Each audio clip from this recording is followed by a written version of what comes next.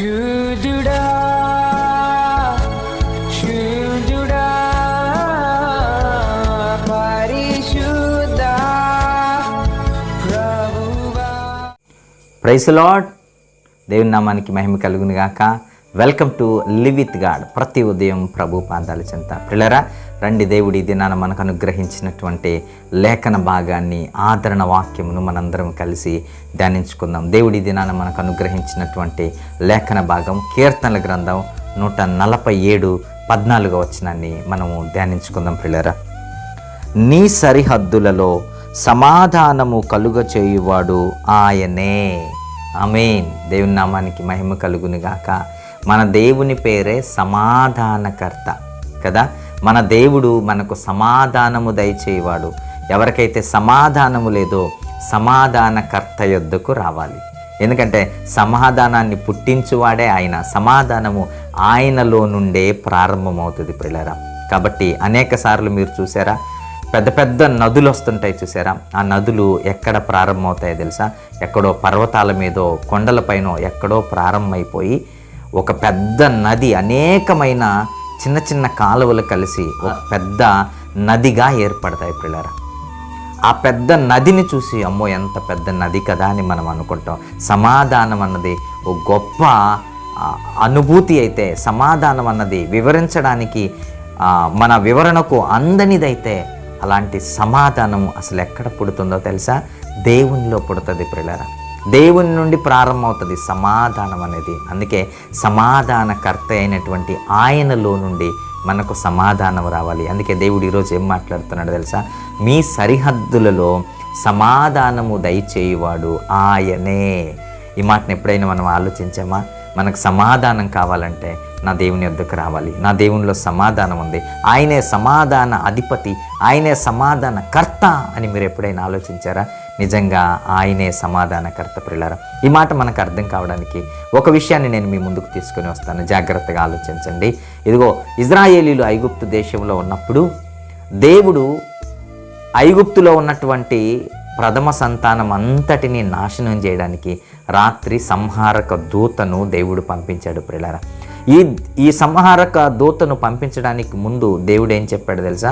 మీరు పస్కా పండుగ చేయండి, మీరు ఒక నిర్దోషమైన గొర్రెపిల్లను మీరు వధించి ఆ రక్తాన్ని తీసి ద్వారబంధపు కమ్ములపైన మీరు వ్రాసుకోండి.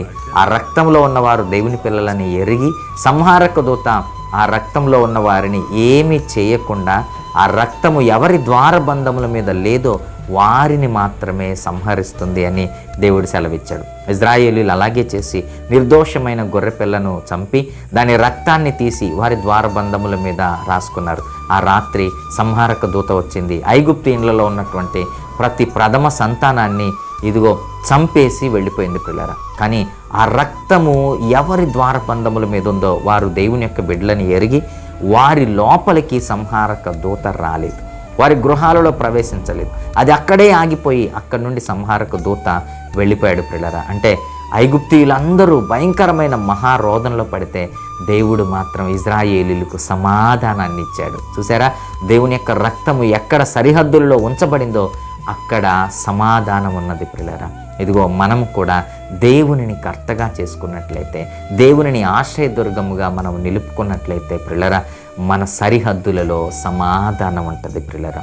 మన సరిహద్దులు దాటి కన్నీళ్ళు మన యొద్దకు రాలేవు. మన సరిహద్దులు దాటి భయంకరమైన పరిస్థితులు మన యొద్దకు రాలేవు పిల్లరా. కాబట్టి మన గృహములు ఎప్పుడు సమాధానం ఉండాలంటే సమాధానకర్త అయిన దేవుని పైన మనం ఆధారపడాలి. ఆయన యందు ప్రార్థించాలి, ఆయన యందు నిరీక్షణ కలిగి బ్రతకాలి. ఆయన వైపు చూచు ఆ శక్తితో మన జీవితాలను పరిశుద్ధతలోను పవిత్రతలోను మనం నడుపుకున్నట్లయితే దేవుడు అనుగ్రహించు సమాధానము మనపైన మన కుటుంబాలపైన ఎల్లప్పుడూ ఉంటుందనడంలో ఎలాంటి అనుమానం లేదు పిల్లరా. కాబట్టి ఉందామా? దేవుని ఎదుట నమ్మకం కలిగి సమాధానకర్త అయిన ఆయన యందు నిరీక్షణ కలిగి ఆయన ఎలా ఉండమంటున్నాడో అలా మనము ఆ శక్తితో బ్రతకడానికి ముందుకు కొనసాగుదాం. మీ అందరి కుటుంబాలపైన దేవుని యొక్క సమాధానము మెండుగా తోడై ఉండునుగాక. ఆమేన్. తలలోంచండి, ప్రార్థన చేసుకుందాం. గనుడా, పరిశుద్ధుడా, నీ పరిశుద్ధ పాదాలకు మొరకొచ్చున్నాం తండ్రి. ఈ దినం కూడా గొప్ప మాటను తండ్రి మా మధ్యకి తీసుకొని వచ్చినందుకు మీకు వందనాలు. అవును తండ్రి, అయ్యా మా సరిహద్దులలో సమాధానం ఉండాలంటే అయ్యా మీతోటి మేము ఉండాలి తండ్రి. అయ్యా మీ కృపలో మేము నిలబడి ఉండాలని తండ్రి ఇది నాన్న మాతో మాట్లాడినందుకు మీకు వందనాలు. ఇది నాన్న ఎంతమంది అయితే నీ బిడ్డలు తండ్రి ఈ మాటను ధ్యానిస్తున్నారో, ఎంతమంది అయితే ఈ మాటను తండ్రి కలిసి వింటున్నారో తండ్రి, వారి పట్ల వారి సరిహద్దుల్లో మీ సమాధానం ఉంచమని అడుగుచూ ప్రాధేయపడుచున్నాం తండ్రి.